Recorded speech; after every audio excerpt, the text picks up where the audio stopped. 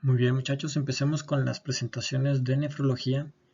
La primera presentación en la cual vamos a generar estudio es el síndrome nefrótico.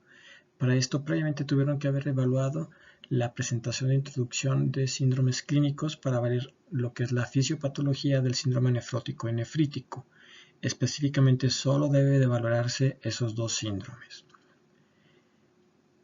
Dentro de esta plática, lo que vamos a valorar son aquellas enfermedades o glomerulonefritis que principalmente se manifiestan como síndrome nefrótico. Inicialmente la plática aborda un poquito de generalidades del síndrome nefrótico y su tratamiento, que es básicamente el tratamiento para todas las glomerulonefritis, y posteriormente se vería el tema de síndrome nefrítico. Las glomerulonefritis pueden causar diferentes manifestaciones o síndromes glomerulares. El síndrome nefrótico y nefrítico pertenecen a esos síndromes glomerulares. En forma general dividimos a las glomerulonefritis en proliferativas y no proliferativas. Las no proliferativas son las en las cuales no hay aumento en el número de células en los glomérulos y está dada por tres patologías: nefropatía de cambios mínimos, glomerulosclerosis segmentaria y focal o focal y segmentaria, y glomerulonefritis membranosa, que es su principal manera clínica de expresión y bioquímica es el síndrome nefrótico. Mientras que todas las glomerulonefritis proliferativas en las que haya incremento del número de células glomerulares o incremento o llegada de células inflamatorias, que prácticamente nos hablan de cuatro tipos: la glomerulonefritis mesangial, en la cual se divide en nefropatía por IgA o IgM, la membrana proliferativa, la postestreptocócica y la glomerulonefritis extracapilar, todas ellas manifestándose como síndrome nefrítico o cuadros de Maturia. Los síndromes glomerulares, entonces, como los habíamos visto, básicamente son las diferentes manifestaciones que puede tener un daño glomerular o la manera en la cual puede manifestarse clínicamente. Alteraciones urinarias asintomáticas con hematurias o proteinurias muy bajas, nunca habitualmente por arriba de 3 gramos, la hematuria macroscópica, el síndrome nefrótico, el síndrome nefrítico, la rápidamente progresiva y la glomerulonefritis crónica. Importante aquí es saber que de estos 6 tipos, los primeros 1, 2, 3, 4, 5 hasta la glomerulonefritis rápidamente progresiva, todas acabarán teniendo o siendo una glomerulonefritis crónica. Importante ver este cuadrito, ya que se valoren cada una de las enfermedades, van a ver las maneras diferentes en que se manifiestan. En este primer apartado nos estamos enfocando en 3 enfermedades que causan síndrome nefrótico y son glomerulonefritis no proliferativas: la enfermedad de cambios mínimos, la focal y segmentaria, y la membranosa, cuya principal manera clínica de manifestación es la presencia de un síndrome nefrótico. Este otro cuadrito es la misma presentación de los síndromes glomerulares, que pueden variar de paciente a paciente, pero que al final de cuentas todas terminan teniendo o generando un cuadro clínico de glomerulonefritis crónica. Por lo tanto, todos mis síndromes glomerulares o maneras de expresión clínica de una glomerulonefritis progresan y generan una glomerulonefritis crónica. La glomerulonefritis crónica se caracteriza por disminución del filtrado, por acumulación de toxinas urémicas o enfermedad renal crónica, disminución del filtrado glomerular y la presencia histológica de fibrosis glomerular y fibrosis intersticial. Todas ellas van a generar otro cuadro: la enfermedad renal crónica como tal y la presencia y aumento de enfermedad cardiovascular o riesgo cardiovascular incrementado. En este cuadro básicamente es un estado o es una imagen de que nos señala que cualquier estímulo inflamatorio sobre el glomérulo va a terminar generando también un estímulo inflamatorio sobre el intersticio. Básicamente, si hay inflamación hay proliferación y fibrosis, solamente que la fibrosis sería sobre el glomérulo y sobre el intersticio, y eso es la característica básica de que cualquier proceso de glomerulonefritis va a terminar manifestándose como una glomerulonefritis crónica. La serie de cuadros que seguramente ya han de haber revisado básicamente nos señala cuáles son las condiciones o las situaciones generadas por la proteinuria. La proteinuria de origen glomerular, en este caso, asociándose a activación de factor de transformante de crecimiento beta, aumento de las células mesangiales, a depósito de matriz mesangial, generando la glomerulosclerosis, que es una lesión glomerular progresiva por proteinuria, y posteriormente el exceso de proteinuria también es capaz de establecer la afectación del podocito directamente con arreglos sobre el citoesqueleto y generando alteraciones dentro del propio diafragma de podocitario, generando la pérdida o el borramiento podocitario como lesión histológica fundamental en pacientes con síndrome nefrótico. El tratamiento, pues, por lo tanto, en cualquier tipo de glomerulonefritis con síndrome nefrótico o con proteinuria por arriba de lo normal es tratar de frenar la proteinuria para evitar el estímulo para realizar todos estos mecanismos fisiopatológicos. Una vez que incrementa la cantidad de proteinuria, esa proteinuria a nivel tubular también genera arreglos a nivel de las células tubulares. En este caso, principalmente, como habíamos visto, las células tubulares proximales tienen que ver con la absorción de albúmina y aminoácidos. Estas células proximales tubulares van a tener diferentes incrementos de genes que normalmente no se deben de estar incrementados y favorecidos por un ambiente inflamatorio a través de un infiltrado de monocitos o linfocitos, generando lo que se llama transición en mesenquimatosa epitelial, que es transformar básicamente, es MT, transición epitelial mesenquimatosa, transformar células tubulares proximales en fibroblastos o miofibroblastos, al igual que los pericitos, que recordamos que son células de sostén a nivel de los capilares peritubulares. ¿Eso que genera? Si son fibroblastos o son miofibroblastos, van a generar aumento de la matriz extracelular, mayor cantidad de colágena y por lo tanto generan fibrosis intersticial. Entonces la proteinuria me lleva a una fibrosis, a una esclerosis glomerular por aumento de matriz mesangial y me lleva a una fibrosis intersticial renal. Las consecuencias metabólicas de la proteinuria, aparte de estos dos fenómenos fisiopatológicos, es el incremento del riesgo de infecciones, la presencia de hiperlipidemia mixta, hipocalcemia y trastornos óseos, principalmente de acuerdo a la disminución de albúmina y elementos transportadores de vitamina D, incremento de la coagulabilidad y obviamente la pérdida de proteínas, específicamente proteínas de alto peso como la albúmina, pues va a generar datos de sobrecarga hídrica o datos de hipovolemia. La hipovolemia y la hipotensión, que es una característica tardía por el paso de gran cantidad de líquido al espacio intersticial, y esto va a generar posteriormente la presencia de líquido en espacios virtuales como el espacio pleural con derrame pleural, ascitis, y posteriormente la aparición de hipertensión por reducción del filtrado y retención de líquidos y el edema intestinal con malabsorción y desnutrición. Características diferenciadoras entre un síndrome nefrótico y nefrítico básicamente es las características de la hipertensión, que es inicial para el síndrome nefrítico y no lo es tanto para el síndrome nefrótico, lo que significa el grado de proteinuria mucho mayor para el síndrome nefrótico de manera inicial, y la otra situación es la evolución, que es una evolución insidiosa, progresiva para el síndrome nefrótico, mientras que es aguda, habitualmente con lesión renal aguda para el síndrome nefrítico. Para todos los pacientes que puedan llegar a tener una glomerulonefritis, básicamente parte del estudio, el protocolo de estudio incluye la necesidad de realizar una biopsia renal. La biopsia renal básicamente tiene algunas indicaciones. Las indicaciones son proteinuria por arriba de 1 gramo, aquellas en las cuales existe una relación proteinuria creatinina por arriba de 100 miligramos por milimol o 1 gramo por gramo, que sea básicamente 1 gramo. La presencia de hematuria microscópico con cualquier grado de proteinuria, deterioro renal inexplicable y las manifestaciones de una enfermedad sistémica con afectación renal. Prácticamente eso serían las indicaciones de una biopsia y eso sería la necesidad, obviamente buscando tener un diagnóstico histológico.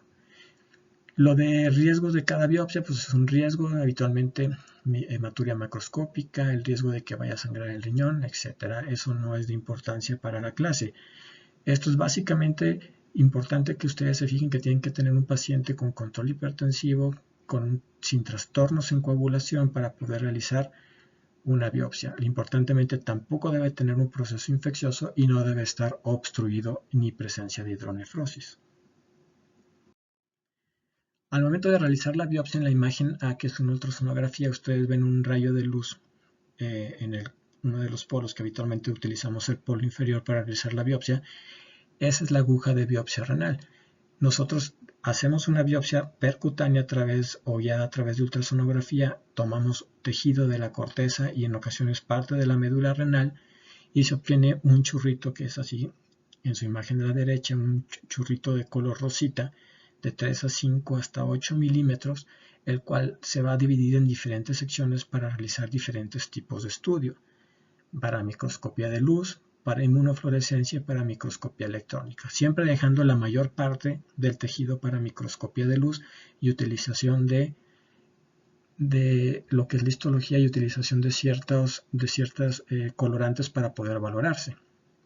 De los elementos que principalmente podemos valorar, como les comentaba, es corteza, que son glomérulos, arterias aferentes, eferentes, algunas porciones tubulares proximales y algunas porciones tubulares distales. En la imagen A, que es una tomografía, se muestra ahí en la flechita un riñón con un hematoma perirrenal posterior a la realización de la biopsia, que es siempre un riesgo. Y en la imagen B, que es un ultrasonido Doppler, en el cual se muestra el chisguete de sangre que sigue saliendo de donde se realiza el piquete. Por lo tanto, para realizar una biopsia renal se requiere tener bien o en buenas condiciones a su paciente para evitar complicaciones, que realmente las complicaciones son que tienen una frecuencia muy baja. Esto de aquí realmente no me interesa que vean las siguientes imágenes. Esta imagen es súper importante. Cuando menos si voy a realizar una biopsia, ustedes dentro de medicina general deben establecer si mi paciente tiene una obstrucción o no. Es decir, tienen que tener un ultrasonido previo renal y de vías urinarias. Tienen que tener un cultivo o cuando menos un examen general de orina no sugestivo de infección de vías urinarias. Tienen que tener una muy buena cantidad de hemoglobina. Tienen que tener tiempos de coagulación, tiempo de protrombina, tiempo de tromboplastina en rangos normales. Tienen que tener un control hipertensivo y posteriormente se realiza una biopsia percutánea guiada por ultrasonografía. Si ustedes no tienen aquellos parámetros, se la juegan y tienen mayor riesgo de tener complicaciones dentro de la biopsia. La biopsia renal, ustedes van a ver diferentes imágenes. La imagen A, la imagen E, la imagen D corresponden a una microscopía de luz. La microscopía de luz prácticamente utilizamos tinciones como la de histología, hematoxilina y eosina, tinciones Masson, tinción de cromatografía de plata, etc. Eso nos permite valorar los grupos celulares dentro del glomérulo, ¿sí? La imagen de aquella que se ve como verde fosforescente básicamente se le denomina inmunofluorescencia y ahí lo que valoramos es la presencia o depósitos de complemento, depósitos de inmunoglobulinas dentro de los capilares glomerulares, células mesangiales principalmente. Y la imagen A en blanco y negro y la imagen F de su lado derecho son microscopía electrónica, que prácticamente nos ayuda a definir de manera de manera de los elementos más pequeños que pueden estar dentro de las células podocitarias. Prácticamente en la microscopía electrónica solamente se utiliza un microscopio electrónico en el cual se encuentran principalmente las capitales. Este es el diagnóstico final para restablecer la presencia de podocitopatía o borramiento de podocitos. Las características clínicas del síndrome nefrótico básicamente son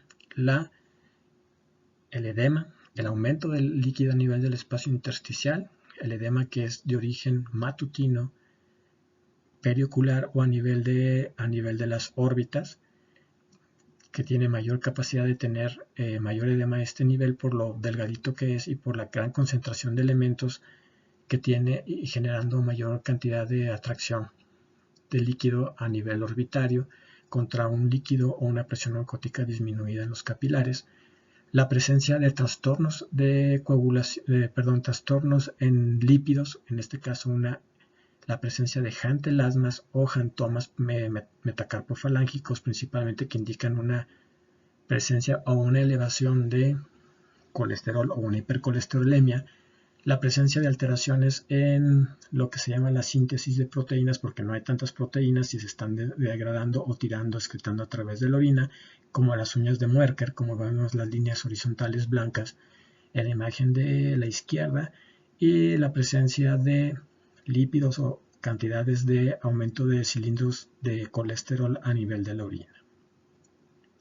Prácticamente eso es parte de las características clínicas. Obviamente, estos cuadros de síndromes por glomerulonefritis, de síndrome nefrótico requieren forzosamente tener bioquímica o estudios laboratoriales.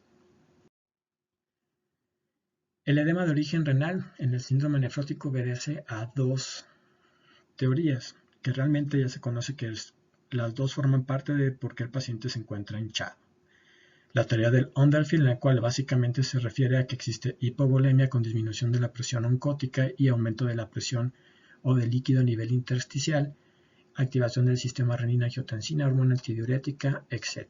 Y la presencia del Overfield, en el cual hay una alteración o un trastorno en la incapacidad o de poder responder ante el péptido natriurético auricular, generando retención de sodio a través de las células epiteliales tubulares por el incremento de la actividad de los NACs. Eso también va a generar edema. Entonces es importante que chequen cuál es la diferencia entre uno y otro, pero lo más importante es que recuerden que los dos mecanismos cuentan dentro de los pacientes. Se pueden expresar más en un paciente o se pueden expresar menos. Lo importante es que sepan que los dos cuentan y los dos son importantes. Básicamente, estado procoagulante. Si disminuye la albúmina, porque lo estoy perdiendo a través de la orina, aumenta el fibrinógeno, disminuyen todos los factores antifibrinolíticos, por lo tanto genera un aumento en el estado procoagulante.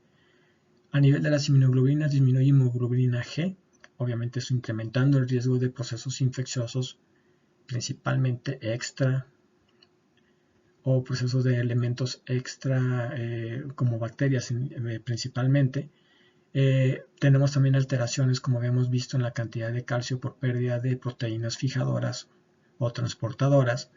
Tenemos pérdida de eritropoyetina, tenemos alteraciones en el complemento y diferentes elementos. Lo más importante es que lo aprendan en forma general: estado procoagulante, hipercoagulabilidad, etc. Hiperlipidemia. Si tengo menos cantidad de albúmina, voy a generar, por alguna razón, el hepatocito incrementa genera mayor síntesis de colesterol, generando mayor cantidad de lipoproteínas, en este caso de lipoproteínas LDL. Entonces, por lo tanto, hay un aumento tanto de triglicéridos como aumento de colesterol LDL y de triglicéridos por el incremento en la presencia de ácidos grasos. Esto genera una hiperlipidemia mixta, y esa hiperlipidemia mixta, como ustedes ya saben, genera aumento del riesgo cardiovascular. La hipercoagulabilidad prácticamente es uno de los factores que más deben de cuidar y siempre tienen que preguntarse si el paciente tiene riesgo. El riesgo aparece de hipercoagulabilidad por aumento de fibrinógeno cuando la albúmina sérica está en un nivel sérico de 2.5 gramos por decilitro hacia abajo. El tratamiento general de una glomerulonefritis con presencia de síndrome nefrótico básicamente se refiere a restricciones a establecer un tratamiento que abarque diferentes objetivos. Lo principal es qué va a poder comer mi paciente. Mi paciente tiene pérdida de proteínas a través de la orina. Normalmente los pacientes con estas pérdidas de proteínas tenemos que hacer una restricción de sal a menos de 2 gramos y podemos tener dos variaciones. Mantenemos un aporte de proteínas de alto valor biológico de 1 gramo por kilogramo de peso por día o disminuimos a 0.8. ¿Cuál es el beneficio de esto? Porque ocurriría lo siguiente: si ustedes le dan menos cantidad de proteínas, pues va a haber un balance nitrogenado negativo, ¿no? De por sí ya lo tenemos un balance nitrogenado negativo por pérdidas incrementadas. Entonces lo único que buscamos es que las pérdidas se reduzcan para evitar los efectos a nivel túbulo intersticial. Ese es el objetivo. Y al momento de que mi glomérulo, que está con una afectación o una alteración, capte o tenga menor cantidad o llegada de proteínas, eso también ofrece cambios dinámicos en el glomérulo. Eso genera también disminución de la constricción de la arteriola eferente y genera aumento en la vasodilatación de la arteria deferente, disminuyendo la hipertensión intraglomerular y por lo tanto disminuyendo el paso de proteínas. Básicamente ese es el objetivo de dar una dieta con proteínas en el rango más bajo, que sería 0.8, o proteínas dentro de un rango normal. Ojo, este tratamiento tiene que valorarse inicialmente para ver qué es lo que más le conviene a mi paciente. Si mi paciente ya está desnutrido, si mi paciente ya tiene una desnutrición calórico-proteica importante, pues básicamente va a ser bastante difícil poder manejarles una dieta de esa manera y se tienen que tomar otro tipo de medidas. Pero para el paciente estándar que previamente estaba sano y que ahora tiene un síndrome nefrótico, básicamente el manejo es con ese grado de proteínas. El control hipertensivo se refiere a utilizar dos grupos de medicamentos, IECAS o ARA2, principalmente teniendo un objetivo de 130-80, y si mi proteinúria es mayor de 1 gramo y lo estoy preparando para una biopsia, básicamente voy a tener que tener un control un poquitito más severo, entre 125 y 75. ¿Cuál es el beneficio del IECA o el ARA2? Básicamente disminuir la actividad de la angiotensina 2 y la sobreproducción o sobreestimulación del factor transformante de crecimiento beta, que genera depósito de colágeno o incremento de la matriz extracelular, tanto intersticial como a nivel mesangial. ¿Cómo voy a controlar mi proteinuria? ¿Los IECAS y los ARA2 me echan la mano? Sí, también me echan la mano disminuyendo la hipertensión intraglomerular y con eso genero menos filtración. Pero mi control de proteinuria básicamente lo voy a utilizar en primera instancia siempre dando un IECA y un ARA2, y en segunda instancia dando un medicamento que disminuye el proceso inflamatorio que puede tener el podocito y o la respuesta inmunológica que está afectando a mi glomérulo.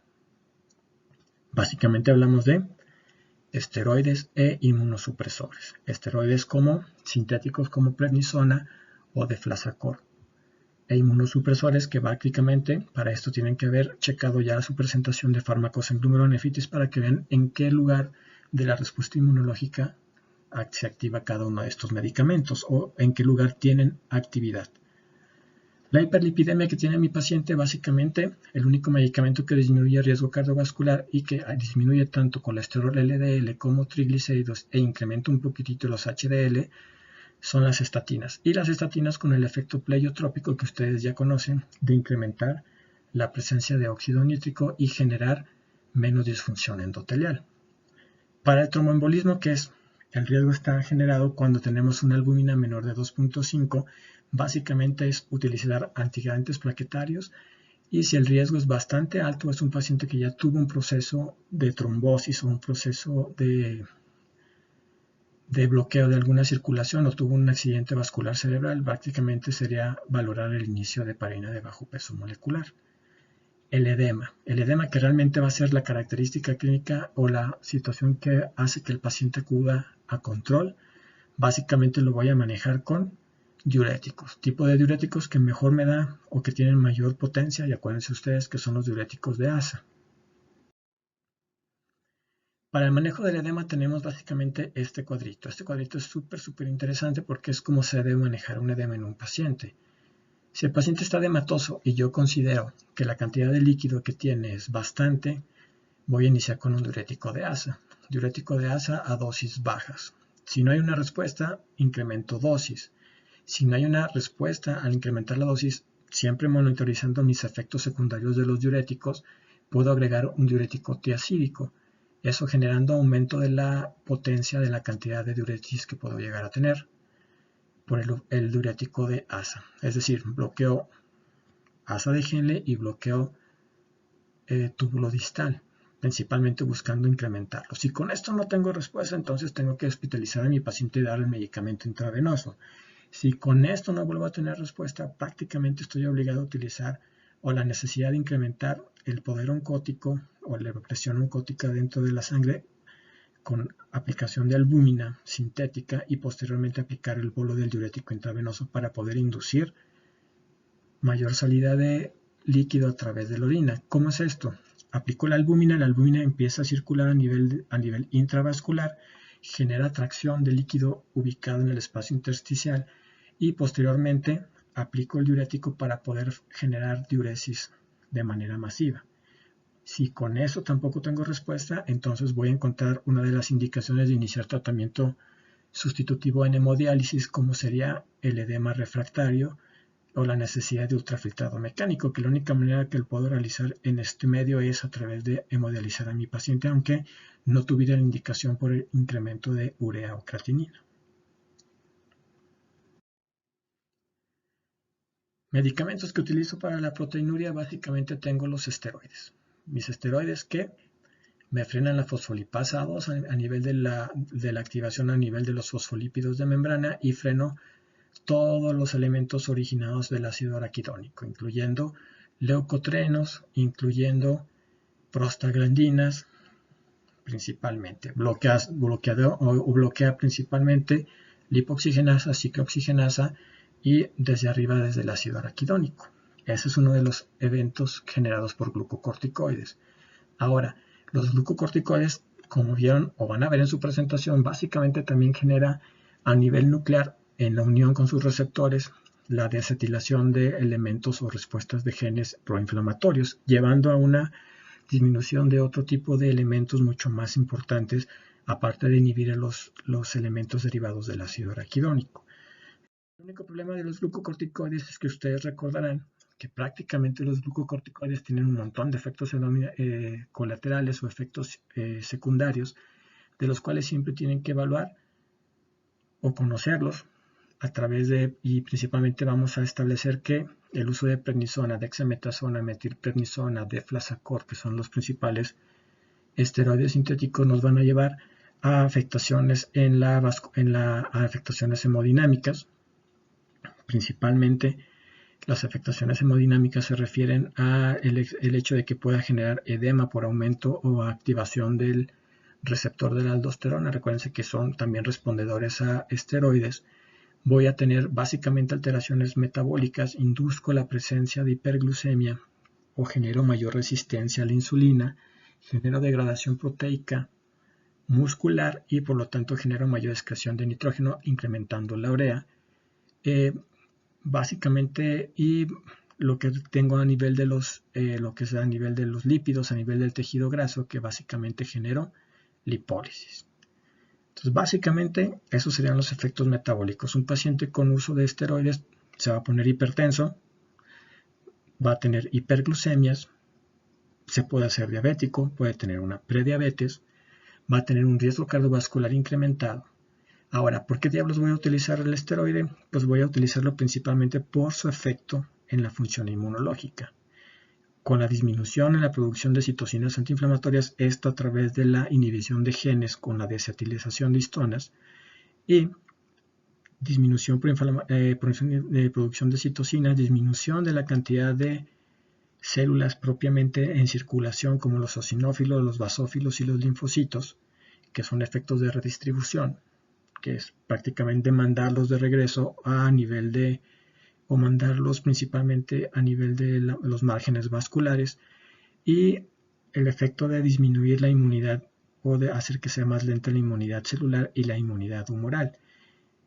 ¿Cuáles son los otros efectos secundarios? O es incrementar los neutrófilos, la trombocitosis y el incrementar la cantidad de eritrocitos. Pero bueno, poco a poco estos grupos de efectos a nivel del sistema inmune y a nivel del sistema hematológico se tienen que ir familiarizando con ellos. Entonces, un paciente que le estoy dando prednisona probablemente tenga aumento de neutrófilos, aumento de plaquetas y aumento de glóbulos rojos, disminución de citocinas, disminución de procesos inflamatorios, disminución de proceso de inflamación como tal, que eso es lo que favorece además estados o favorece infecciones mucho más severas en estos pacientes.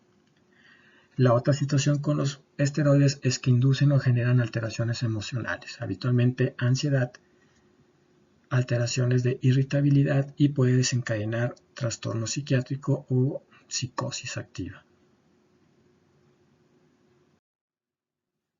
Aquí básicamente nos vamos a enfocar en la respuesta al tratamiento de un síndrome nefrótico. Busquen ahí el término de remisión completa. Aquí nos habla que es aquel que tiene individuo que tiene 200 miligramos o 0.20 gramos de proteína. Es decir, pudo haber aumentado a 3.5, 4, 5, 6 y ahorita actualmente tiene 0.200 o 200 miligramos. Eso significa una remisión completa del síndrome nefrótico.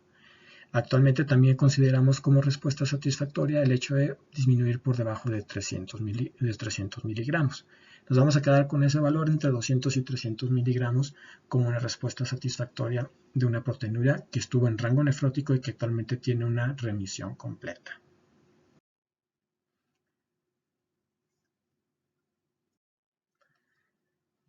Las tres principales enfermedades que ocasionan síndrome nefrótico como tal: síndrome nefrótico completo, síndrome nefrótico incompleto, síndrome nefrótico nefrítico, principalmente las vamos a ver ahorita. La principal enfermedad es la inicial es la enfermedad de cambios mínimos. La enfermedad de cambios mínimos aquí es básicamente enfocarse en situaciones epidemiológicas y situaciones de frecuencia y el grupo de edad. Principalmente la enfermedad de cambios mínimos es una de las enfermedades que se manifiestan con síndrome nefrótico y habitualmente es en niños, habitualmente niños menores de 10 años y tienen un excelente pronóstico, mientras que en los adultos se presentan un 25% de las causas y habitualmente son personas arriba de 60 años. Características de la enfermedad de cambios mínimos es que tienen 2 episodios de recaída en los primeros 2 años y después del 5%, y solamente el 5% tiene recaídas después de los 18 años, es decir, tiene que ver con la edad. Entonces, características es: principal causa de síndrome nefrótico en los niños es enfermedad de cambios mínimos. Básicamente pueden ser de dos tipos. Cualquier glomerulonefritis puede ser idiopática o secundaria. Idiopática es básicamente algo genético o algún tipo de mutación en la cual no hay ningún tipo de mejoría con ningún tipo de medicamento.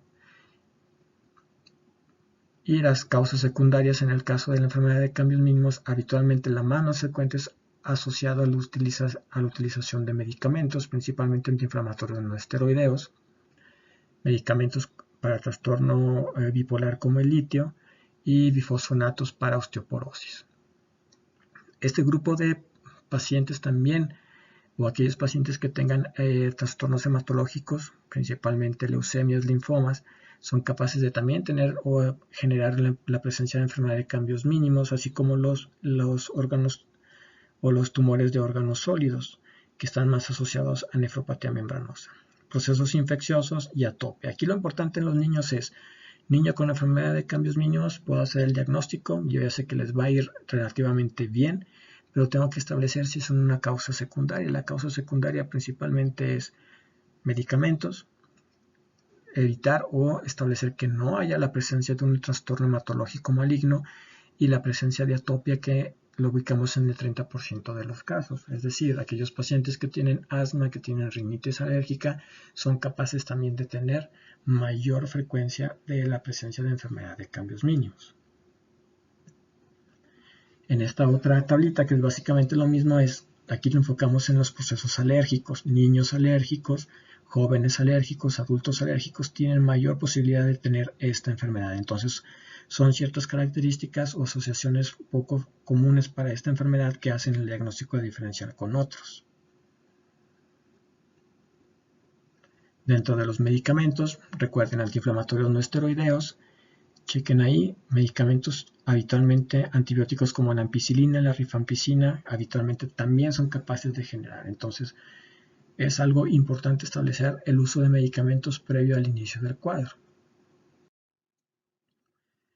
Básicamente aquí, para no hacernos un poquitito de más de bolas, nos vamos a enfocar en el podocito. El podocito habitualmente va a tener diferentes estímulos, diferentes procesos infecciosos, virales, bacterianos, alérgicos, un estado alérgico sistémico, etc., puede generar la presencia o expresión del podocito de un clúster de diferenciación llamado CD80. Básicamente el CD80 o la expresión incrementada del CD80 hace que el podocito tenga la incapacidad de poder amortiguar la pérdida de proteínas, es decir, genera un mal funcionamiento en la hendidura diafragmática.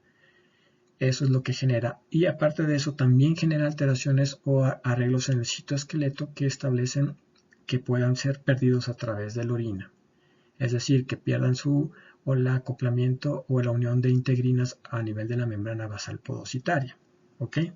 Entonces, El primer hit o el primer golpe se refiere a que hay una estimulación del podócito. El podócito estimula y genera el aumento de los CD80. Posteriormente, el segundo hit se refiere a que el podócito es incapaz de regular la poca expresión de ese CD80 porque hay alguien que lo está ayudando a expresarlo. Habitualmente ese alguien es un linfocito que está interactuando con el podócito, incrementando la presencia de CD80 en el podócito, y esto va de la mano. Y esta relación va de la mano de que, si se fijaron, muchas de las causas secundarias tienen que ver con atopias, tienen que ver con uso de medicamentos previos, tienen que ver con trastornos hematológicos como linfomas o como leucemias. Entonces, estas enfermedades son capaces de generar comunicación entre células de la respuesta inmune y los podocitos, incrementando la pérdida o disminución del funcionamiento de podocitos y el borramiento podocitario o alteración podocitaria o muerte podocitaria. La histología. Yo hago la biopsia y voy a tener una biopsia que es totalmente normal. Por eso se le llama de cambios mínimos. Básicamente tengo una inmunofluorescencia, es decir, no puedo encontrar ni anticuerpos ni complemento depositado, y la única manera de hacer el diagnóstico es realizando una microscopía electrónica. Eso se refiere al EM, en el cual me dice que tengo un borramiento podocitario, es decir, están apachurrados y algunos están perdidos. Otra de las características es que tienen esos podocitos proyecciones o microvellosas intracitoplasmáticas por el reordenamiento del citoesqueleto, generando el paso de proteínas a través del mismo cuerpo podocitario. Pero eso solamente lo veo a través de microscopía electrónica. La microscopía de luz no me sirve de nada y la inmunofluorescencia es normal o negativa, es decir, no hay nada, ningún depósito de inmunoglobulinas o de complemento. El tratamiento básicamente para estos pacientes es el tratamiento general que vimos. En este caso solamente para el ARA2 o para los IECAS se ajusta de acuerdo a la dosis pediátrica, y la utilización de prednisona durante 12 semanas, que serían 3 meses, para alcanzar una tasa de remisión del 80 al 90%. Ahora, dado que esta patología es principalmente en niños, es una de las situaciones que hay que comentarles. Normalmente a los niños no les vamos a realizar ningún tipo de biopsia, porque normalmente esta es la patología que causa síndrome nefrótico en mayor frecuencia. ¿Cuándo va a estar indicado la biopsia? Cuando la biopsia del riñón, cuando mi paciente no haya tenido una respuesta satisfactoria.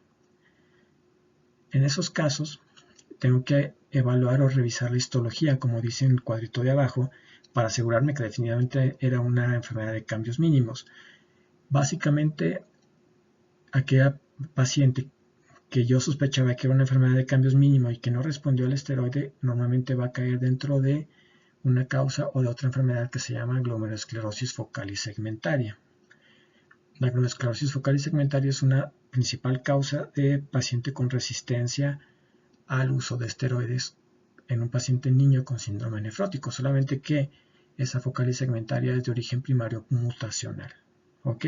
Entonces, niño que no responde después de 12 semanas y persiste con un rango incrementado o que no alcanza una remisión completa de proteinuria, es aquel niño que tengo que realizar una biopsia para establecer que no tenga una focal y segmentaria que también causa un síndrome nefrótico. Niño con resistencia a esteroide, está indicado biopsiarlo. Niño que está debutando y que al inicio del tratamiento no está indicado biopsiarlo, primero porque es mucho más difícil realizar la biopsia en un niño, necesitan estar en quirófano para que pueda ser sedado y pueda cooperar de esa manera para realizarse la biopsia.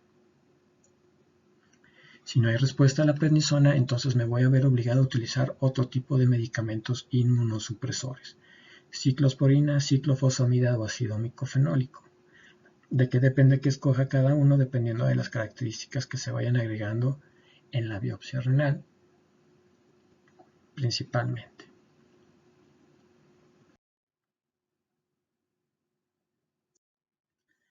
El segundo grupo de enfermedades que generan síndrome nefróticos es la glomerulosclerosis focal y segmentaria. Básicamente aquí en esta enfermedad lo que vamos a evaluar es que es una enfermedad que va a aparecer con un síndrome nefrótico nefrítico.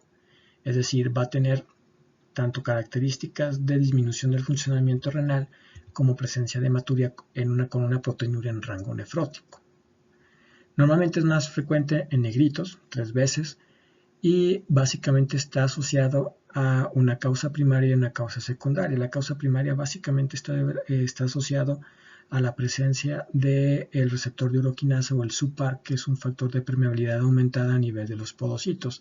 Permeabilidad aumentada es que también existe alteración de la hendidura diafragmática y también hay despegamiento de los podocitos de su capacidad de unirse a nivel de la membrana basal. Entonces, si es primaria, normalmente la primaria causa o está asociado a un receptor de permeabilidad aumentada como el receptor de uroquinasa o la forma soluble del receptor de uroquinasa o el SUPAR. Síntomas es proteinuria, habitualmente 80% en rango nefrótico. Acuérdense que rango nefrótico se refiere a mayor de 3.5 gramos por día. 50% se asocia a hematuria microscópica con 40% de hipertensión, como en el caso del síndrome nefrótico en general, y deterioro renal en un 25% en la presentación. Entonces, paciente que tenga elevación de creatinina, elevación de urea, hematúrico y con proteinuria en rango nefrótico, sospechen que sea focal y segmentaria. La histología básicamente, aquí sí hay cambios. Los cambios básicamente se refieren al nombre, glomerulosclerosis focal y segmentaria. Afectación focal se refiere a que hay menos del 50% de los glomérulos del total de la muestra aislados. Es decir, si yo tomo la biopsia y tiene 20 glomérulos, esos 20 mínimo deben estar afectados 10 glomérulos, ¿sí? Y de esos glomérulos debe estar afectado un segmento del penacho glomerular, por eso es segmentación. Esa afectación es mesangial, es decir, expansión de la matriz mesangial con hipercelularidad endocapilar. Esta enfermedad tiene la característica de tanto de ser primaria y secundaria, como les había dicho, y la característica es que las nefronas principalmente afectadas son las nefronas yuxtaglomerulares. La focal y segmentaria o la glomerulosclerosis focal y segmentaria tiene diferentes variedades. Las variedades son de acuerdo a si es primaria o secundaria. Normalmente la variedad secundaria es la que más predomina y normalmente voy a tener una histología que le llamamos focal y segmentaria variedad periliar, que está asociado a formas de hiperfiltración glomerular, y una forma colapsante en la cual está asociado a VIH. Ahora, las causas secundarias habitualmente requieren que sean causas que generen hiperfiltración. Tenemos dos maneras de hiperfiltrar. Aquellos que nada más tienen un solo riñón, aquellos que tuvieron que quitarles un riñón, pues el riñón que queda está sometido a realizar el esfuerzo de habitualmente realizar el funcionamiento de los dos riñones. ¿Cómo va a acoplarse a ese funcionamiento? Realizando hiperfiltración. Por eso se le llama con disminución de la masa renal funcionante.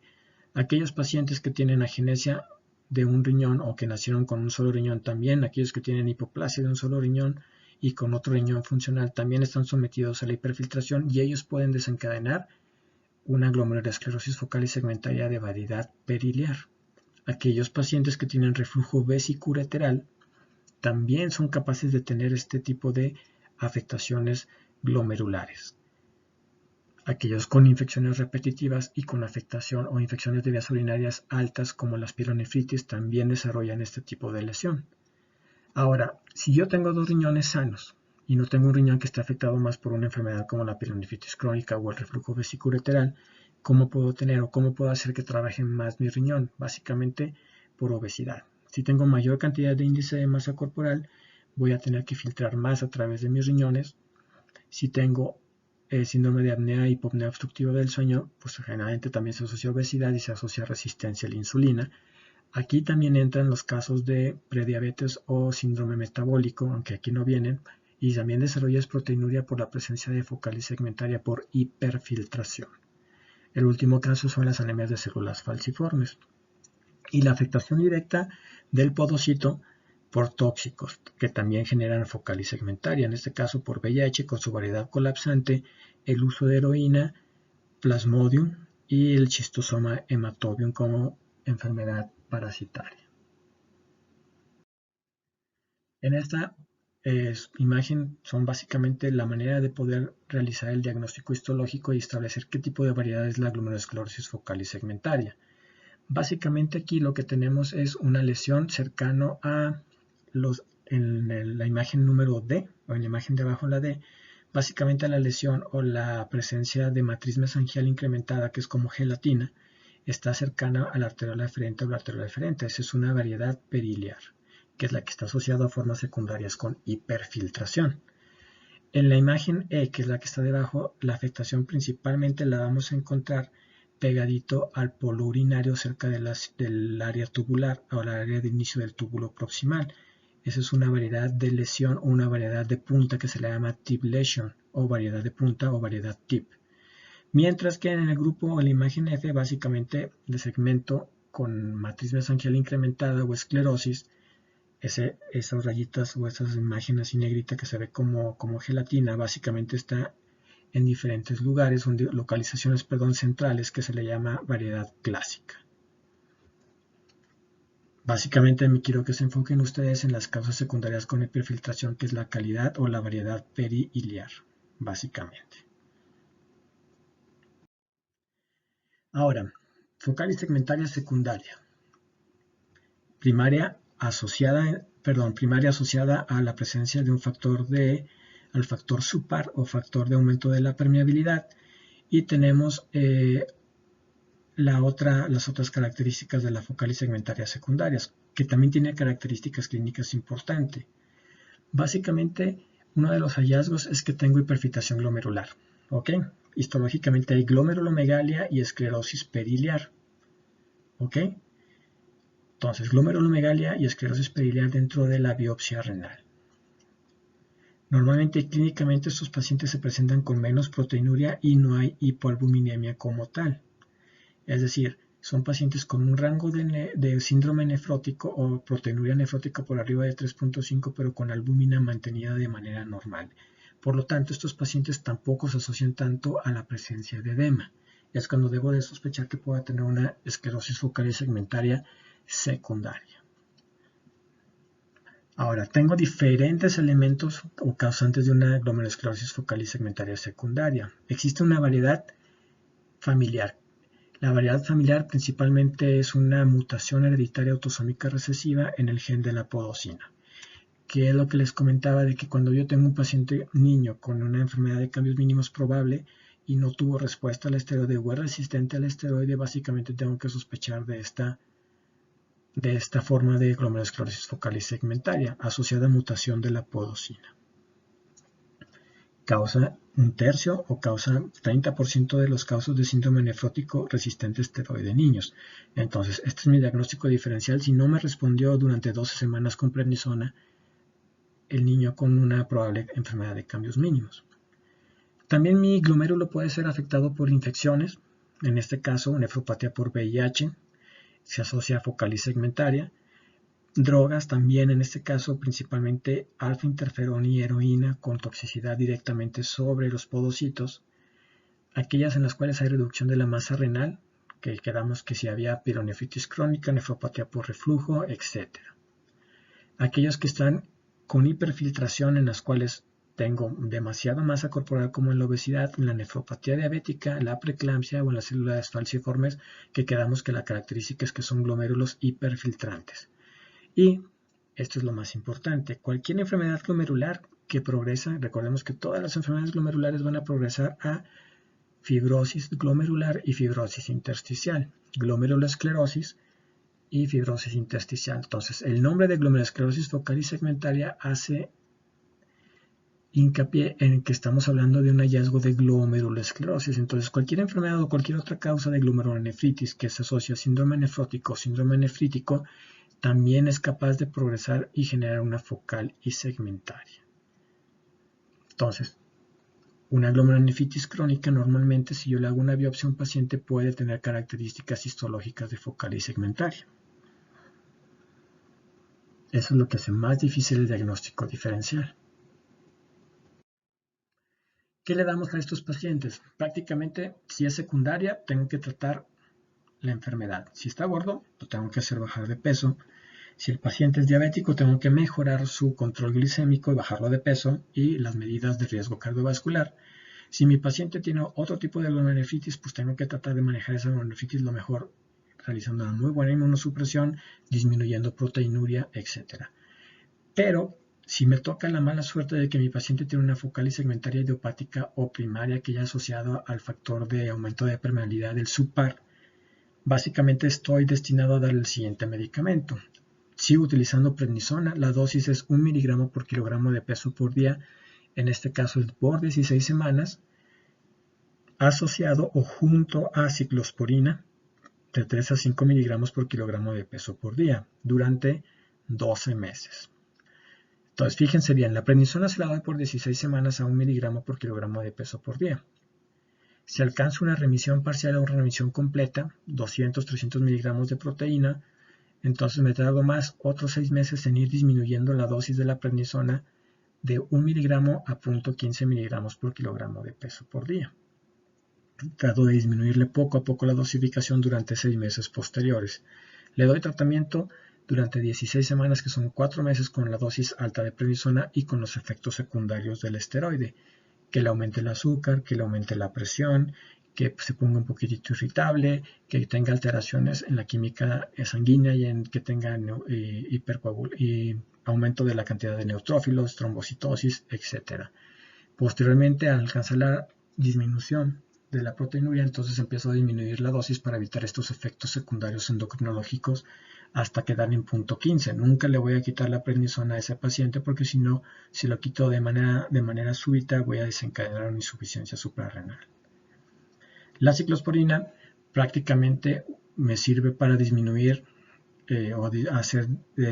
disminuir la activación de las calcineurinas y disminuir la presencia de interleucina 2 y la activación de los linfocitos que están recibiendo el estímulo por parte de la célula presentadora de antígenos. En este caso, lo que estoy haciendo es que el linfocito no se active o no genere mayor actividad, por lo tanto que ese linfocito no me genere una mayor comunicación con otro tipo de células inflamatorias.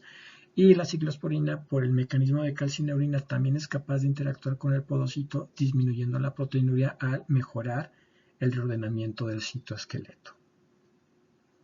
Si no hay respuesta a estos dos grupos de medicamentos, entonces tengo que generar o utilizar otro tipo de medicamento con mayores efectos indeseables, como sería la ciclofosfamida, que forma parte de medicamentos antitumorales que generan alteraciones en el DNA de ciertas células. En este caso, básicamente, lo que estoy generando es alterar el DNA y generar disminución del funcionamiento de la respuesta inmunológica normal del paciente. O la utilización de ácido micofenólico, que ayuda a disminuir el estado proliferativo de linfocitos principalmente, y el tacrolimus, que es muy parecido a la ciclosporina, al disminuir la presencia de interleucina 2 y activación de linfocitos. Por lo tanto, si se fijan ustedes, básicamente lo que yo doy de tratamiento es disminuir o generar medicamento de inmunosupresión para disminuir la respuesta inmunológica sobre el glomérulo. ¿Ok? Ahora, si ustedes me preguntan, estamos hablando de la forma idiopática. La forma idiopática es aquella asociada a un aumento en la permeabilidad. Ese aumento en la permeabilidad es por el mecanismo del SUPAR. El SUPAR es básicamente una molécula generada por otro grupo de células. ¿Cuáles? Los linfocitos.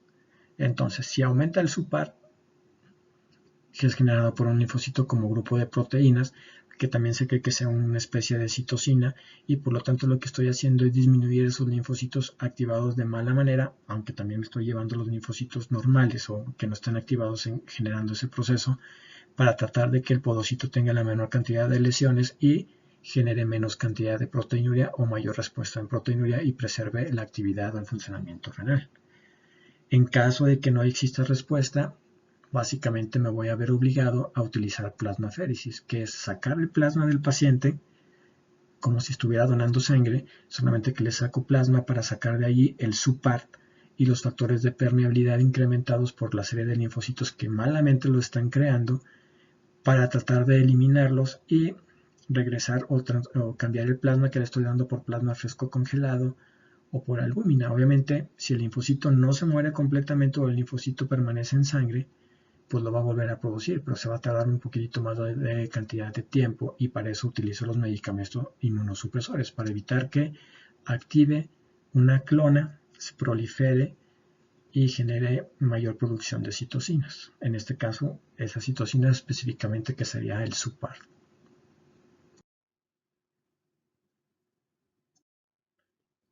Y por último tenemos la glomerulonefritis membranosa. Aquí básicamente algunos aspectos epidemiológicos. Primera causa de síndrome nefrótico en adultos.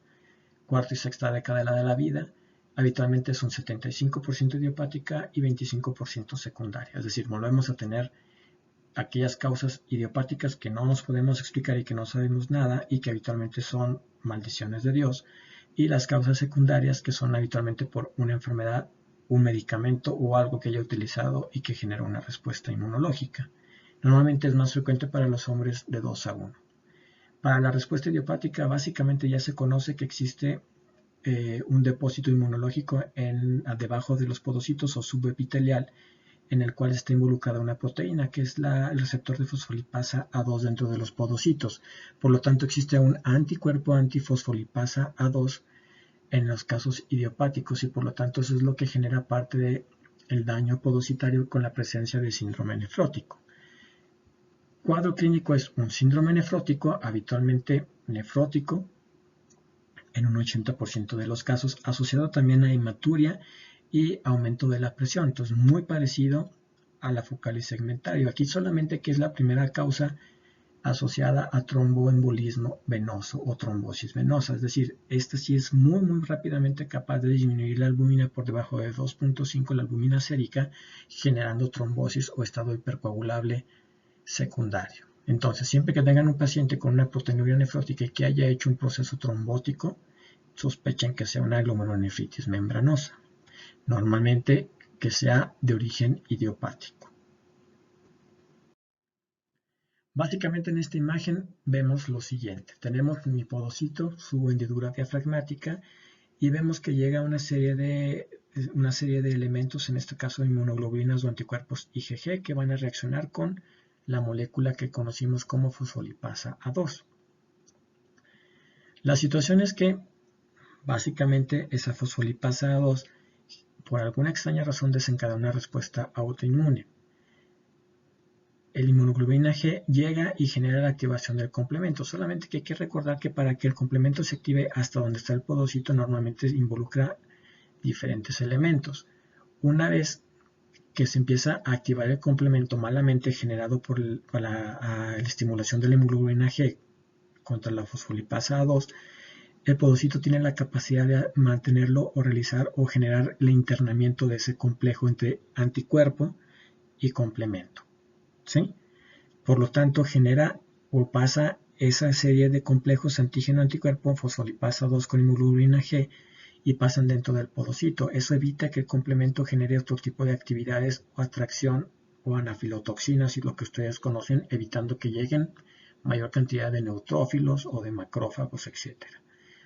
Esas multivesículas generadas pasan a través del podocito, pero lo malo es que cuando pasan generan actividad prooxidante o generan especies radicales de oxígeno. El plan del podocito es liberarse de o evitar la activación del complemento para evitar la llegada de una respuesta inmunológica mayor, pero al momento que lo trata de pasar dentro de su cuerpo genera la misma lesión del podocito con rearreglos del citoesqueleto, generando afectación de la hendidura diafragmático y generando el borramiento podocitario o el hecho de que la hendidura se pierda completamente. Los fosfolipasa 2 junto con la hemoglobina G y con el complemento pasan a la orina porque son liberados a través de las vesículas que pasaron hasta el polo urinario. Una vez que el podocito está lesionado, pues genera la presencia de proteinuria en rango nefrótico. Tenemos causas secundarias en un 25%. La más frecuente, es mucho más frecuente como causa de una glomerulonefritis membranosa.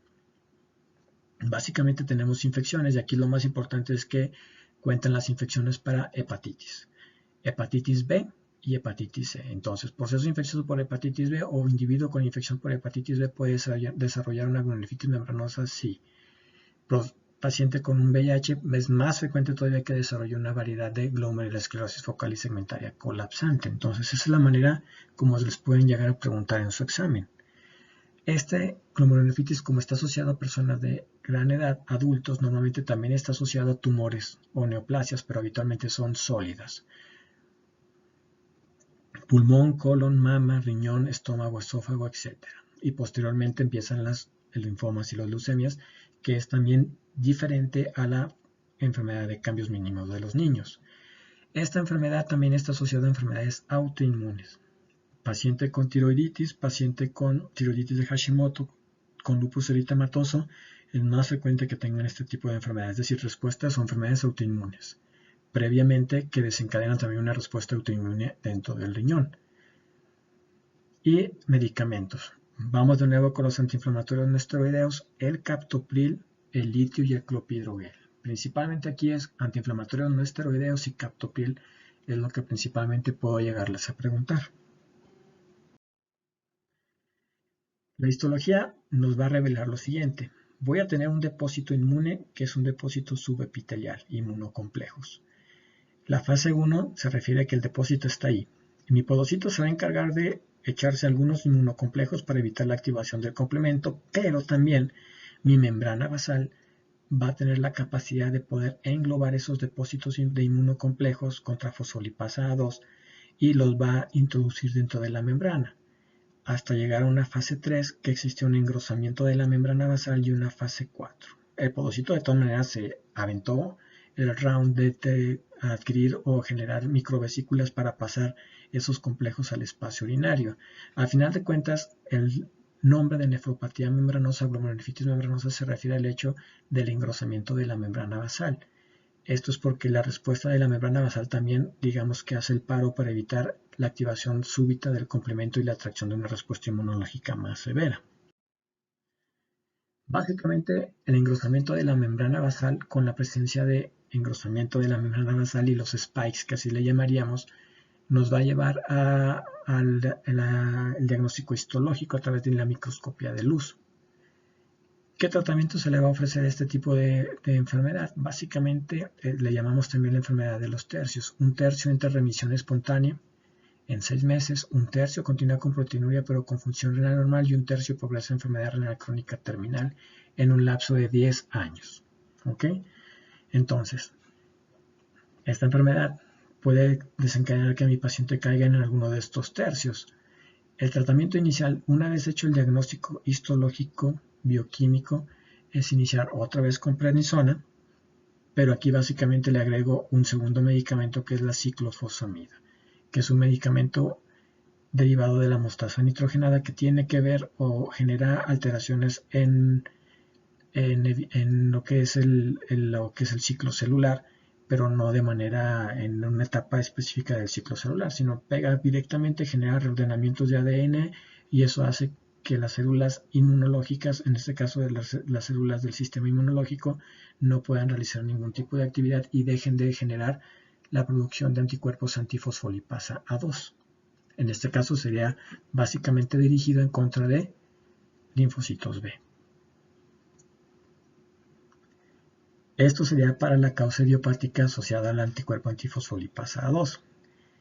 Para las causas secundarias, básicamente no le voy a dar tantos venenos. Básicamente tengo que evaluar cuál es la causa. Si está asociada a hepatitis B, pues tengo que dar un tratamiento para hepatitis B, para hepatitis C. Si mi paciente tiene una enfermedad autoinmune, pues tengo que dar un tratamiento mucho más eficaz para frenar la autoinmunidad de la enfermedad autoinmune como el lupus, como la miastenia gravis, como la tiroiditis de Hashimoto, etc.